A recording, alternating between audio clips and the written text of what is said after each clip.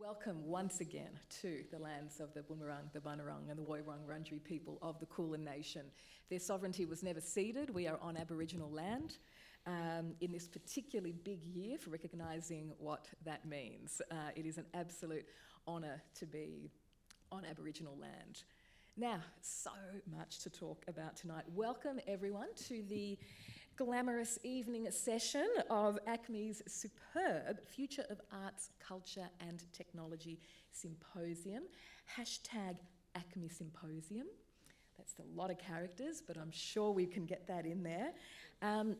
Chokepoint Capitalism. Rebecca Giblin and Cory Doctorow in conversation with me. I'm Esther Anatolitis. I am delighted to see so many of you here this evening.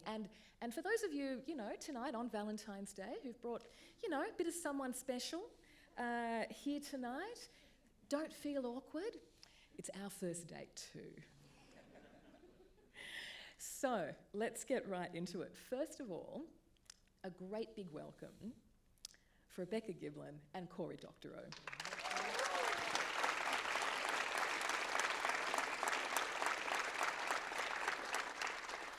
The Financial Times called it nerdy, sharp, radical and readable.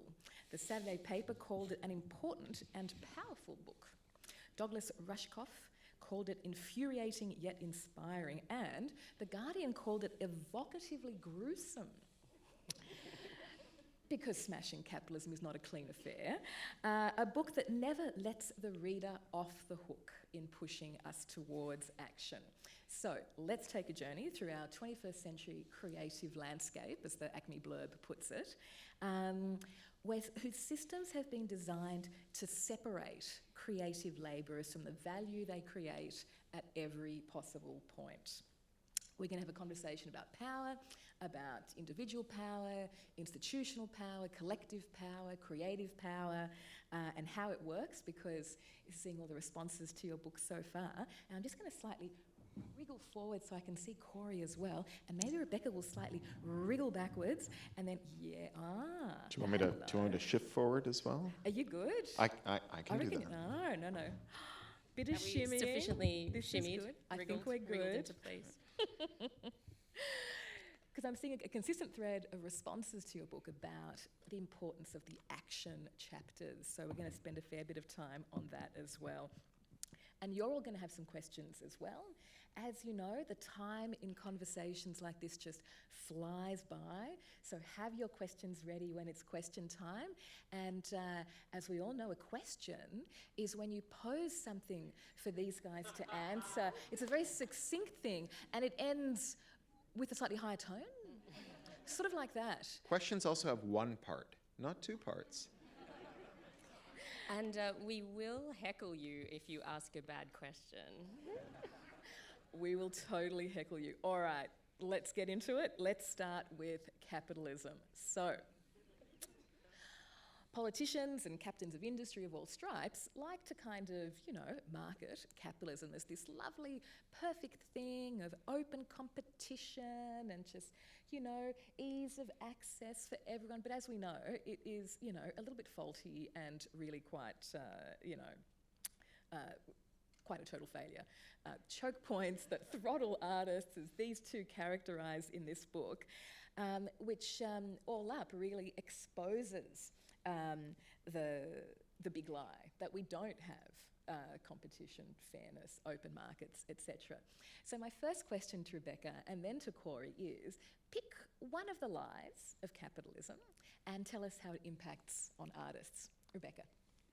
I'm just waiting for the next special edition of Meanjin. Capitalism, a little bit faulty. Look, the big lie, I think, or one of the many big lies, is the idea that capitalism is all about competition. And indeed, that's what we're told. Like, it is central to it. That's the whole premise on which to make it work. But at least for the last 40 years, what we've seen is people systematically set out to eliminate that at every possible place. And they're not even shy about talking about it anymore. Peter Thiel comes out and says competition is for losers, right? The orthodoxy taught in business schools is don't make something, don't provide a service that people need, right?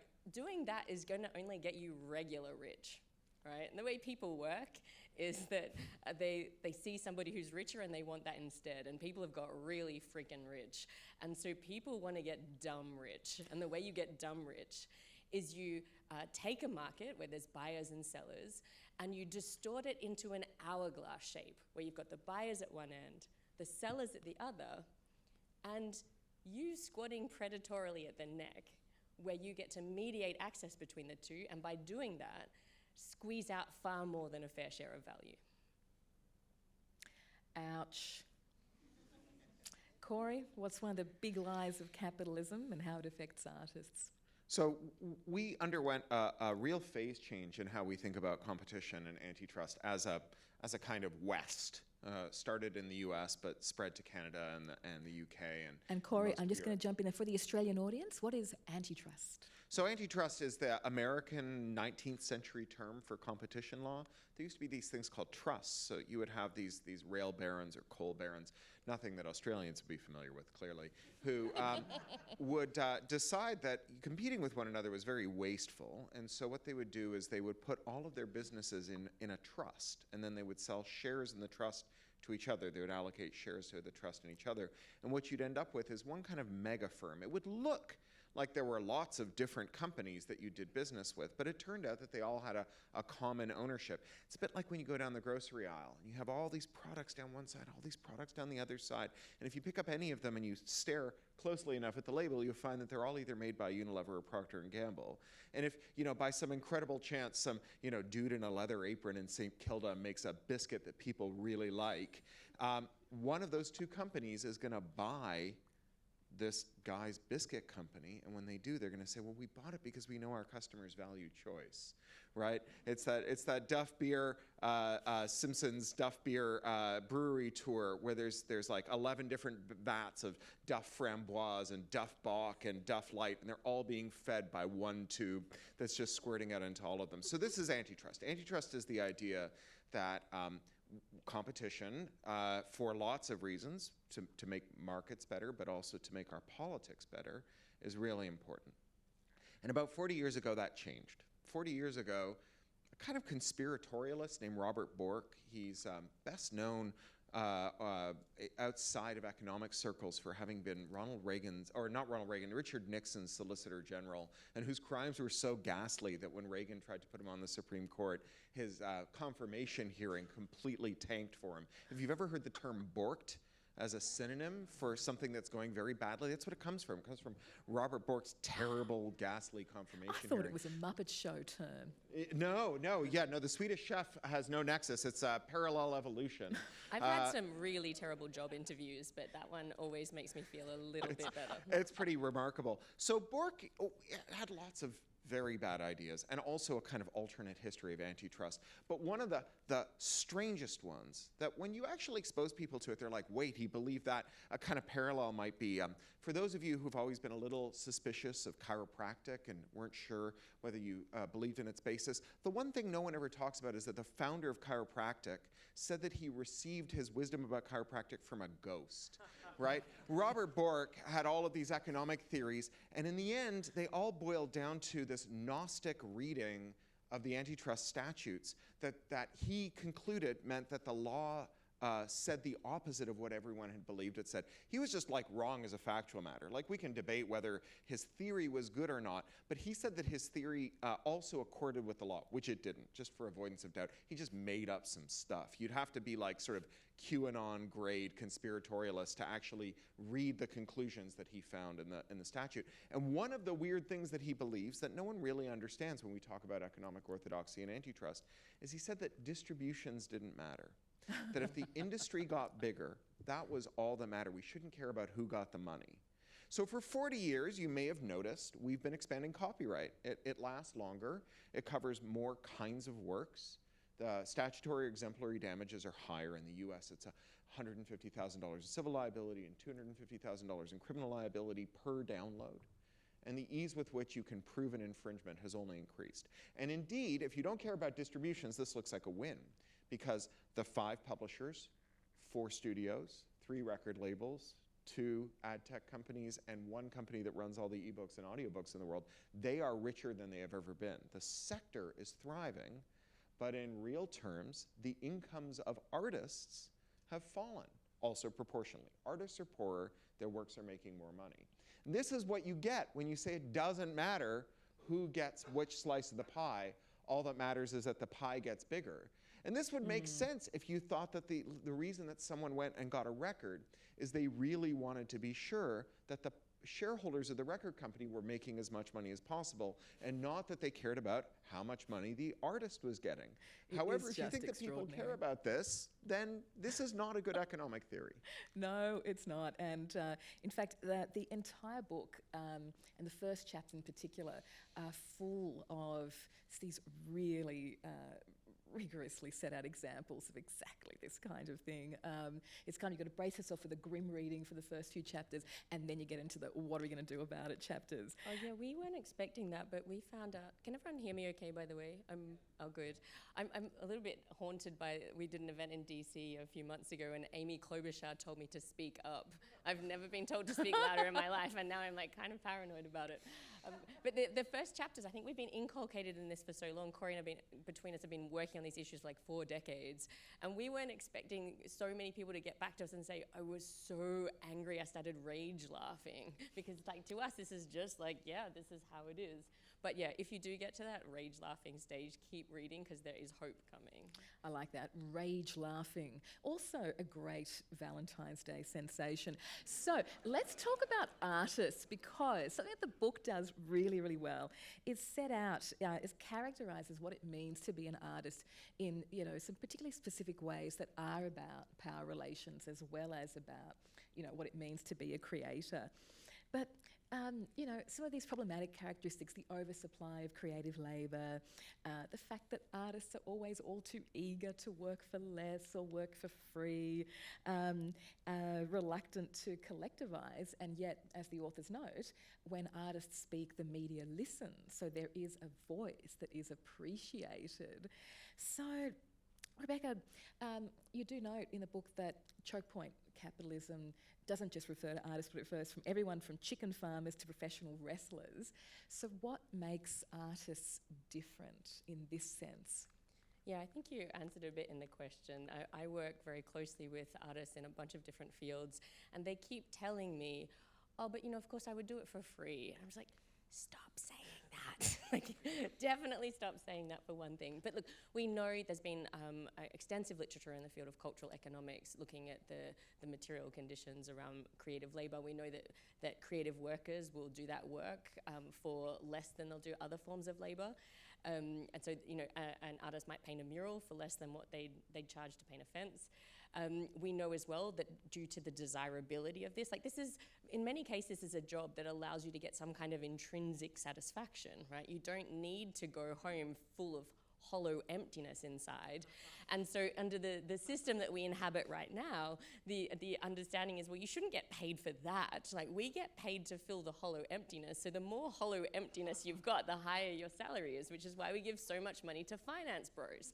Right? It's the only way that they will do it. And even then they still keep quitting and starting kombucha Hobby businesses. farms. Hobby farm. Well, they're hollow all empty, it making doesn't come scented cheap. candles instead of working in corporate law, right? And so there is a real desirability of creative work, which leads to an oversupply of creative workers, and then people just keep undercutting in order to be able to do it for close to free. And this is why we have things like creator unions, like the Screen Actors Guild, where everybody has to commit to a collective pledge to agree to collectively punish one another and be punished if you agree to work for below the union minimum, because unless you have promised that, right, then you will do it. This is where we're at. This is where we're at. There's Cory. a term out of the sociological literature for this, which is vocational awe. And generally we talk about it in the context of people in the caring trades, teachers, nursery workers, nurses, library folk. There's the kind of person who your boss can say to you, oh, right, you're going to go on strike and leave those people to fester in their own waste and get bed sores. I'm cutting your pay again. and let's see who blinks first. And this is why in those trades this occurs a lot. I would say that artists have a particular vulnerability because of the stories we tell about how art is made and how artists should present themselves. So we've always been told, or we have been told for the last several decades, that art is an individual thing, that we are creators who create from the whole cloth, all on our own every time. And so, music comes from your soul and not from the music you've already heard. Books come from your imagination and not from the books that you've read, and so on. And artists are expected to kind of act as though Brahms's first isn't really Beethoven's 10th, or that they didn't notice George Lucas stealing all of those scenes from Kurosawa, or No. that, Edgar Allan Poe didn't invent the mystery story with Murders in the Rue Morgue, and that we're all writing Poe fanfic whenever we write a mystery story, that we're supposed to be individual creators. And so, in the last decade or two, there's been a movement, Creative Commons, remix culture, to take back that idea that art is a collective endeavor, but only in the creation and not in the economics. In the economics, we're given this bargaining right, copyright, and we're told that we are to be out there being entrepreneurs of the portfolio, right? That you are a small business person who should go and stand before Rupert Murdoch and say, this is my demand for my copyright, and if you don't meet my demands, I will find, I guess there's no one else, but I will do something if you don't meet my demands. And so what we've seen is that artists as individual bargainers are grossly outmatched. And moreover, because the default response we have whenever this goes wrong, which it does all the time, is to increase the copyrights with which artists have to bargain, is that those copyrights and the power they confer are transferred immediately to these larger firms. It's like giving your bullied kid extra lunch money. There's no amount of lunch money that's going to get your kid fed. What it might do is make the bullies rich enough to run a national ad campaign saying, think of Australia's hungry school children and give them even more lunch money. But it's not going to get your kid fed. And so what you see, and we detail in the book, is that these firms, as they amass these portfolios of now like effectively infinitely long-lived copyrights, the 3 labels that control 70% of all the music copyrights, which endure for 90 years, which might as well be forever because no one listens to 91-year-old recordings, they can use that to structure the future of the industry, which, I'm not going to get into the eye-watering detail yet, or possibly not at all tonight. You might have to read the book. There's a term out of the finance industry, MIGO, which stands for My Eyes Glaze Over. It refers to like a prospectus that's like performatively thick because people who see something that thick go like, a pile of shit this big probably has a pony under it somewhere, and they go ahead and invest. There's a lot of MIGO in our book, a lot of MIGO in the way the arts industry works. Unveil the MIGO. We unpack the we MIGO. dig under the shit, and it turns out there's no pony. Spoiler alert, no ponies. But Spotify, in short, Spotify is owned by the labels, and it's owned by the labels because they had 70% of all the copyrights. And then they structured it so that Spotify would pay as little as possible to artists because as co-owners of Spotify, money paid to artists is not money that they get as dividends that they can give to their shareholders. And there's some great detail in the chapters on precisely that, which is just fantastic. Cory, let's zoom out to the markets and tell us about the distinction between monopoly and monopsony and why this is important to consider. Sure, yeah. I mean, monopsony is the kind of little brother of monopoly. No one knows the word because there isn't a family-destroying board game with that name. But monopoly is buyer power. And I'll say, like, as a technical matter, if you're just like going back to the Greek roots, I know it's the second largest Greek city in the world. If you're going back to the Greek roots of monopoly, you're going, oh yeah, one seller. Well, monopoly isn't one seller in the economics literature. Monopoly is like a seller with market power, a seller who can set prices and people have to take them without having to negotiate. Monopsony is when that power is with a buyer. You see it a lot in labor markets, right? If it's a coal town and there's one business in town, they have a monopsony. They get to buy the labor of their workers at whatever they're offering, and the laborers have got to suck it up or starve. It shows up a lot in supply chains, and supply chains are very sensitive to it. A monopolist has a hard time getting market power until their market share tips over to a really appreciable fraction of the whole market. A monopsonist gets market power at like less than 10% of the market. Yeah, we looked at that one example of Melville House. So this was back before Amazon really achieved anything like the supremacy that it's got today.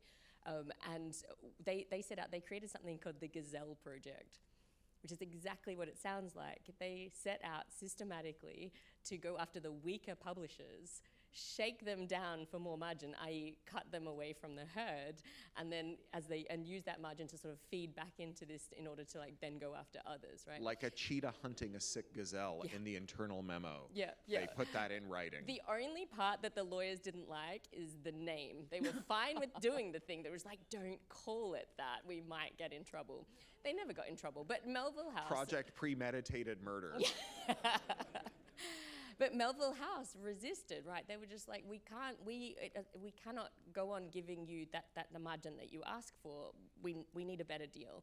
And Amazon just instantly retaliated, cut away all the buy buttons from their books. So severed the Amazon stream of customers for all of their books.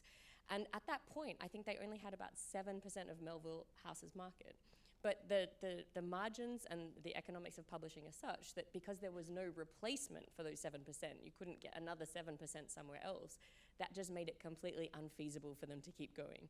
And so they had to capitulate, right, in order to keep going. So a tiny, tiny fraction of a market share, even if there's even 5 buyers, that's already such concentration that there is buyer power that allows this sort of squeezing to happen. And you know, I mentioned Robert Brooke before. Part of his orthodoxy is that the only time that regulators should bestir themselves to take action is if prices are going up or quality is going down because of market power.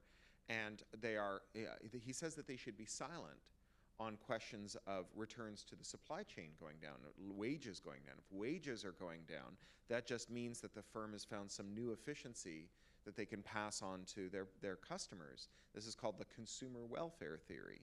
And under this idea, if the less workers get paid, the better it's working.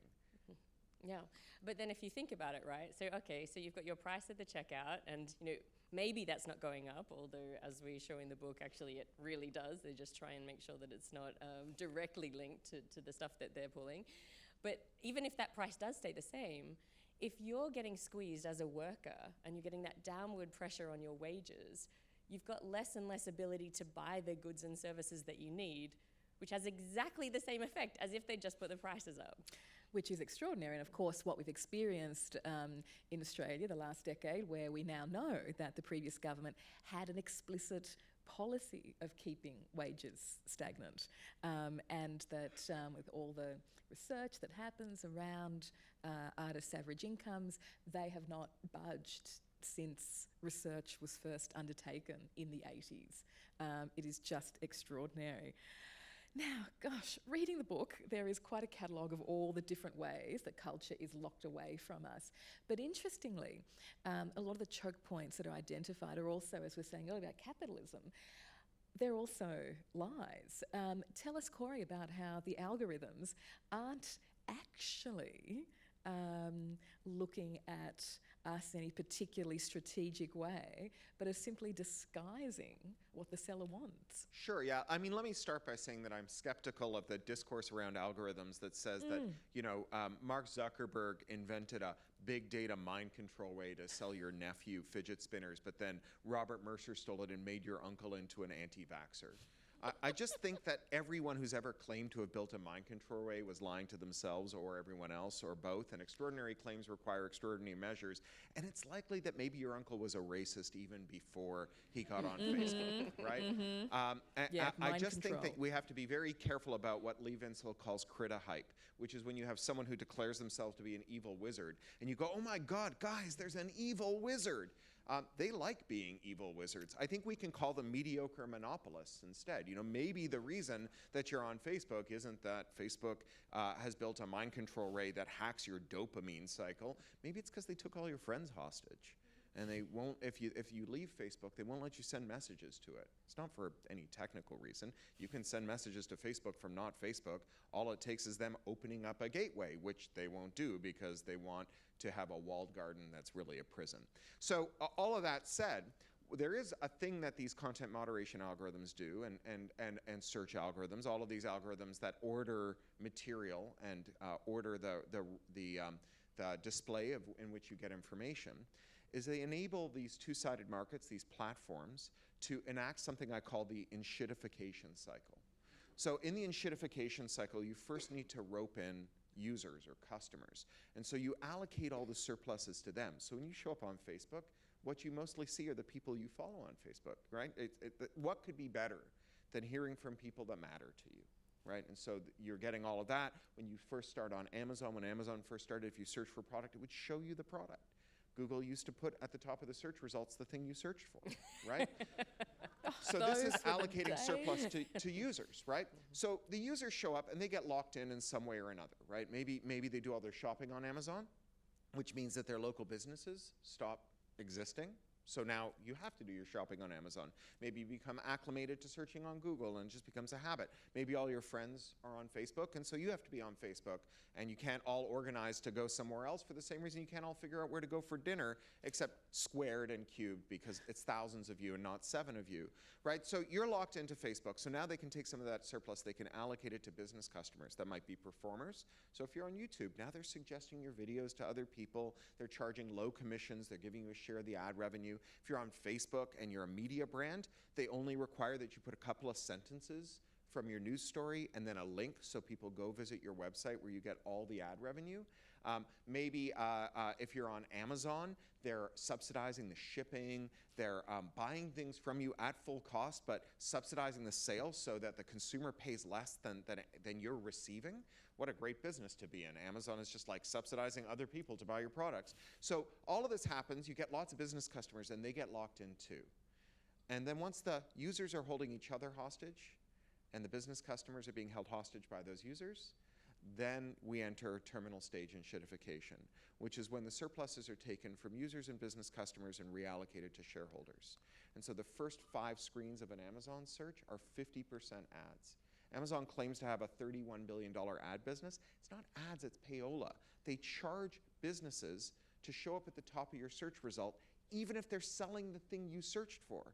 And if they don't win the auction to be at the top of your search result, when you search for the thing you search for, then you don't see their product. You see one of your competitors' products. It is quite extraordinary capture, and Cory has set this out in a recent essay called The Enshittification of TikTok. Yes.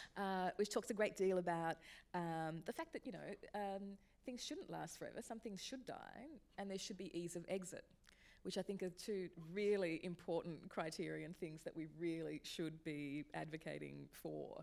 And I think also, reading through the book, the internet itself, so zooming right out now, and the way that it's becoming, this kind of artifact of capitalism is a huge concern. It's a major protagonist in the book, I think. And there's a passage that I want to ask Rebecca about, where they talk about the internet and say that there's yet another reason that every artist and every worker needs to be concerned about how the internet looks. A centralised internet, instrumentalised for total surveillance, is a death knell for all justice struggles. But a pluralised, decentralised, human-centric internet is a place where workers everywhere can organise and fight back. So, how does this book help us come into our powers, Rebecca? Do you know what I'm remembering is there was an example where Amazon went into a podcasting play, right? And its terms of service banned any podcast that was critical of what it was doing. And that hints at the danger, right? Like if we allow the public square to be controlled by these companies, we give them control over our speech. They're deciding what we say, and they're deciding if our attempts to organize get heard. But we don't have to let this happen, and this is why it's so important to fight for a free and open internet. A free and open internet, among other things, means one where your attempts to reach the people that matter to you can get through, right? It's absolutely critical, because without that, we've got nothing, right? And I think as well, our power in thinking about how do we actually change things here? Like, what is the crux of that? And that's something that people keep asking us. And they ask us, what can I do as an individual to make this better? And our answer is that there are no individual solutions, right? The thing that you can do as an individual is to join a movement, right? Because the same way that the fragmentation of artists and atomization and individualization that manifests in being told you've got this copyright that you need to individually bargain for, You can't assert that against a big company and expect any kind of change in your material conditions. It's the same for all of us. There's so many people who come to us and say, oh, I feel so guilty, I use Audible, or I buy things on Amazon, I feel terrible. That's guilt and shame are paralyzing, right? We don't need to be paralyzed, and we don't need to be wasting our time on that.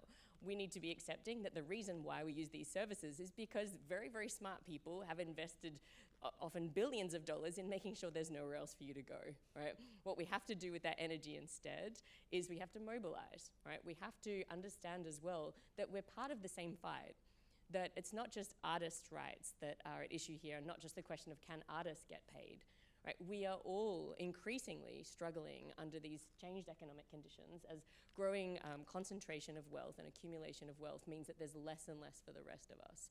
And so Jamie Boyle, who's a law professor at Duke University, he tells this parable about how it used to be that there were thousands of individual environmental issues and they were not recognizably part of the same thing. You know, there were some people who were really concerned about endangered owls, some people who were very concerned about the ozone layer, but how are they the same fight, right? And it was only really when the term ecology was coined, right, that people came to recognize that it was part of the same thing. Now, it used to be that productivity and wages tracked really nicely. But in the last 40 years in the US, for example, productivity's gone up 75%, wages have grown 5%. Right? We are all being squeezed. Increasing numbers of us are operating with these choke points, taking far more than a fair share, and we can't do anything about it individually. But what we can do is we can demand change, right? And yes, we are so tired, right? There is just a tiredness, I think, that is palpable from all of the bullshit work that we have to do, all of the time we've got to spend on emails, right? Cory knows I'm just constantly going on about the email situation, but I think others are there as well. Today. Okay, all right, we're like glued and anesthetized by these black rectangles, right? That sort of, again, sap away our ability to fight. And I think the starting point is, for all of us who are tired and we're still fighting, it's just to continue building community, continue building local, getting people feeling connected to something, because by being connected to something, you fill that emptiness, right? That is a feature of neoliberal capitalism. It's not a bug. We're supposed to feel empty because we will fill that with ever more production and ever more consumption. So filling that with community is like absolutely what we've got to be doing, so that we can free up more energy so that we continue this fight. And then we've just got to be demanding that things be different, asking the people who are supposed to be accountable to us to be accountable to us and to do things differently. Oh, absolutely. Because as tired as we all are, we know that we've also, in the past, got together and organised. We've formed unions, we've formed peak bodies, we've employed people who are also tired in those bodies. But the more of us are joining and strengthening those organisations, the better. But just on the point about being tired and feeling the shame and so on, I've been in a lot of conversations, as have we all, I'm sure, about why do peak body and union membership numbers dwindle. And it used to be, before social media, that it was communications from your community organisation, your peak body, your union, that made you feel connected to people who are working alongside you but in a different place, people who have something in common with you. And social media has taken that as well. So that joining a union and getting that regular email, which probably sometimes goes into your junk mail, doesn't have the same feeling as, doom scrolling does, scroll till you feel something. And we really need to win that feeling back, I think. Cory, and then a question for Cory, and then it's almost question time. Go, Cory. Yeah, I want to quibble a little with that account. I think that actually the causal relationship is in the other direction, because unions were in decline well before social media came in. I think it's much fairer to say that social media fills the vacuum created by the deliberate dismantling of unions through labor policy. 100%, right? 100%. We have an example in our book, David Goodman, who ran the Writers Guild strike against the 4 Hollywood agencies, who talked about with a history of collective bargaining in Hollywood, which is a super unionized industry, And it used to be, prior to Ronald Reagan, that all of the unions, the craft guilds, the actors, the creative guilds, they would get together and they would bargain as a unit. They pick the weakest studio and they would demand the best deal they could get, and then they go to the second weakest and they go, this is the new deal looks like. Under Reagan, they flipped it.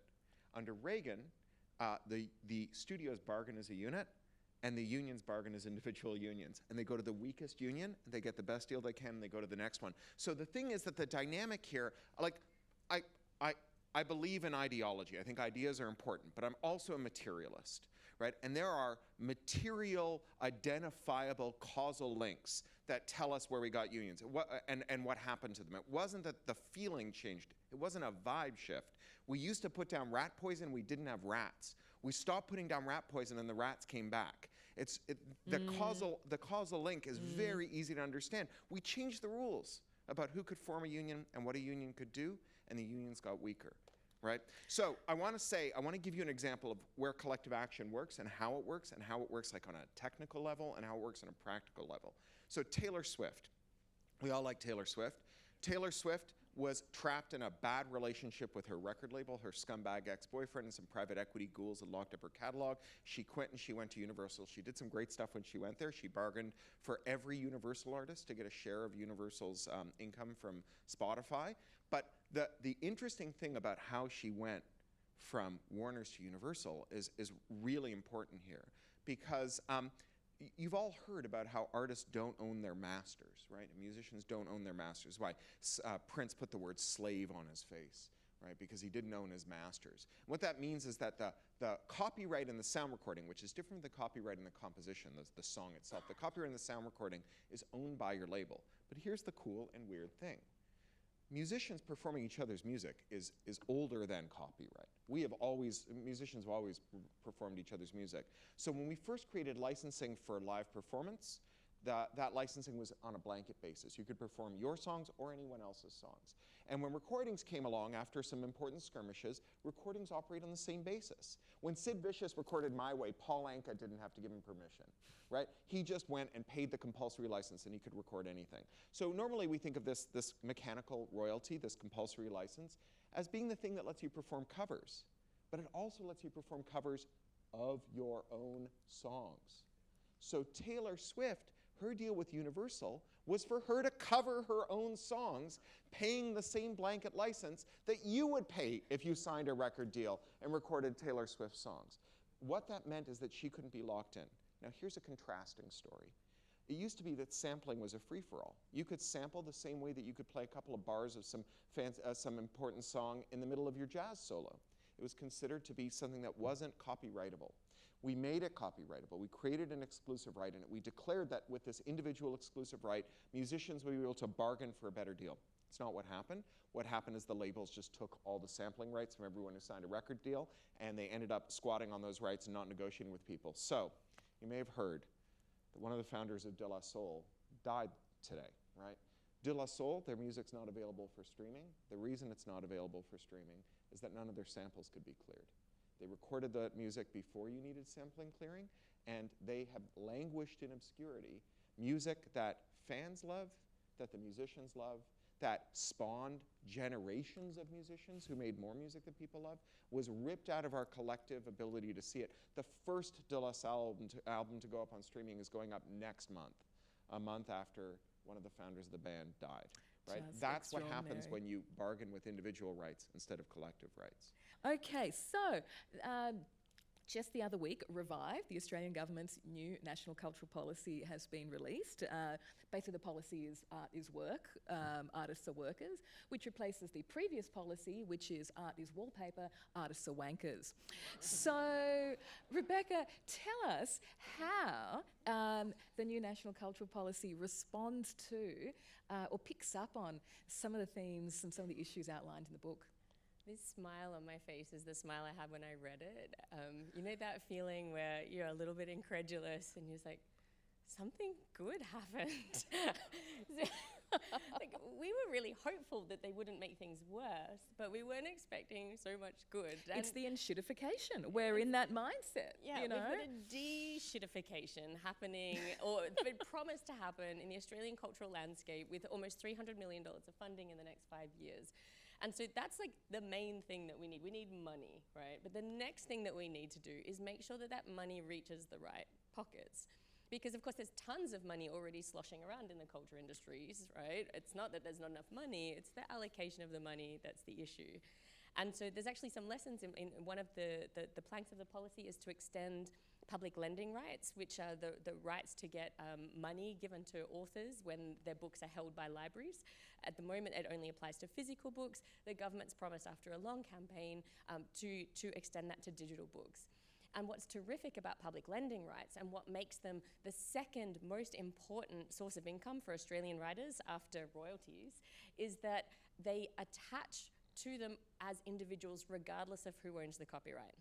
Okay, so if you've transferred, you've given like an exclusive license for the entirety of the contract, even if you're on a very small royalty, you are still entitled to a fixed fat statutory percentage of the public lending right revenue. And so that's the kind of intervention that we need. So we need to be thinking about how we do that in other areas so that we're not just giving the bullied kids more lunch money. And so there's some really exciting models that we can look at. So in Europe, for example, the 2019 Digital Single Market Directive, they created a mandate for transparency rights, for example, so that artists and performers in member states have got to have rights to find out how their works are being used, what revenue is being generated, and how their share is calculated. This sounds like a really basic thing, right? We should absolutely have this, but we don't have it. But transparency is the key to so much, right? Who here has heard about the Audible Gate scandal? Oof, hardly any. And like, you should all know about it and you should be incandescent with rage and we should be out fighting because of it. And just really quickly, the way that this worked is that Audible, which is basically the only way in many English language markets that people are accessing audiobooks, they had this system where they would only report to independent authors their net sales, right? And what that meant was their sales after returns were taken out. And they also had a policy, and those of you who've got Audible might remember this, is that you'd finish listening to an audiobook and then you'd get a little pop-up that said, oh, hey, do you want to like maybe return that? No questions asked. Or you'd get an email sent to you, do you want to return that? You know, we don't ask any questions. You had a year, even if you'd listened to the book the whole way through, even if you'd done it multiple times, even if it had been there for all of that time, you were encouraged to return the book. But what you didn't know is that Audible was then silently clawing the royalties back from the authors. That's why. Right? And that's why they were reporting net sales and refusing to tell returns, because it might be that your net sales, you sold 20 audiobooks, but actually you sold 40 audiobooks and 20 of them were returned and you've paid for Audible in a blanket, an obvious play to lock in users and consumers so that your conditions are going to keep getting worse. And the only way, you know, authors were suspecting something was up, but they couldn't find out, and Audible kept stonewalling them every time they asked for information about this. And then one day, there was a data glitch, and 3 weeks of returns data showed up in a single day.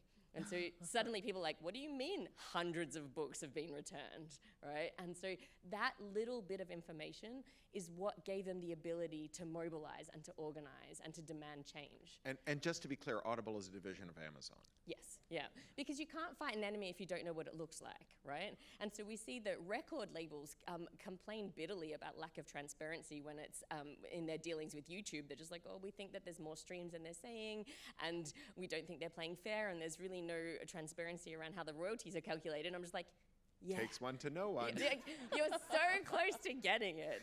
And okay, so transparency rights, really critical, but also minimum wages for creative work. You know, in the EU, they've introduced rights to fair remuneration. Really excitingly, not only is the government talking about arts work as real work, which is such a rhetorical shift, but they're also talking about looking at, with the review of awards, thinking about, are we going to have an award for creative work? This is hugely important too. Put a floor there, and not a ceiling. And what else is really exciting about those sorts of possibilities? What else are they doing in the EU? Oh, and reversion rights. Yes. Use it or lose it rights, for example. Okay, so if a publisher's got your copyright and they've taken it for like a century or more, but they're no longer even using it, you should have a right to get that back, and you should be able to use it, right? Equally, term limits on copyright contracts, which already exist in the United States. In most cases, you can get your copyright back after 35 years after transferring it. If we had an efficient system, right, not one that was so polluted in the political process so that almost nobody has actually exercised their reversion rights because you've got to stand in a meadow at midnight and hop 3 times on one leg while being surrounded by a circle of virgin maidens in order to actually exercise those rights. If we had a reasonable way of getting your rights back after that, say 25 years, which is what the economic modeling tells us is how long investors need in order to incentivize their investments, then we would stop things like the big 3 record labels being able to control the future of the recorded music industry by relying on their reservoirs of copyrights that were based all in the past. So Makes there's like sense. things that we can really do, and I would really encourage people here who care about this issue, send an email to the Attorney General's Department, say, can you have a look at this issue? We care about this issue. We want you to make an inquiry. Mark Dreyfus would love to hear from you. And the Attorney General is also a former shadow arts minister. We're in this great situation at the moment where the arts minister is also the workplace relations minister and the leader of the House, and the Attorney General is a former shadow arts minister. It's, you know, we need to make the most of this. Cory, in terms of some of the other aspects of what's suggested, I'm reminded of the excellent graphic review of Chokepoint Capitalism by Dave Blumenstein, which just came out today. There he is. Hi, I Dave. haven't seen it. Oh, it's really good. I should have provided images. They would have been so big. Oh, I saw Anyway. it. On Medium. Yes, very good. Cory saw The- it. the- That the is you comment. behind the mask, Yeah. isn't That's it? me, Yes, David. you are giving the thumbs up. Excellent. We've got the lights plus the mask, but yes, I thought that was Dave. And Dave makes the point that you know, artists sometimes don't necessarily get around to doing the activism things that need to be done. But one of the suggestions, or one of the points that's made in the book, is around a job guarantee, which is different to, we've been having a conversation kind of on and off in Australia about a UBI, a universal basic income, but you're talking about a job guarantee, which is a whole next step. What would that look like? So the job guarantee comes out of modern monetary theory, MMT, which has a real foment here in Australia. The Gibbs Yes. Institute is a key center worldwide of modern monetary theory. And it would take a long time, probably longer than we want to spend, to explain all of it. But the foundational idea is that government's spending is not like household spending, because governments are the source of money. And so the creator of money has a different relationship to money than the user of money. Starbucks can't run out of Starbucks gift vouchers. The Australian government can't run out of Australian dollars. What Starbucks could do is issue more gift vouchers than they have coffee beans. And what the Australian government could do is try to buy things that aren't for sale in Australian dollars, and therefore driving up the price. But there's one thing that's for sale in Australian dollars unequivocally, which is the labor of people who live in Australia who don't have jobs. The true Australian minimum wage is $0 an hour. That's how much you make if you don't have a job. We could set a real minimum wage for work by having federally funded, locally determined job banks that guarantee a socially inclusive wage for every person as a basic entitlement. So not as a replacement for disability, not as a replacement for mother's allowance, not as a replacement for any of the social programs that we have for people who don't or can't work, but for people who want to work, there will always be a job, including the job of learning to do one of the jobs that are available. That would be one of the jobs you could get. It would come with competitive benefits, it would come with paid vacation, leave, and all of the things that we want to see in a socially inclusive employment situation.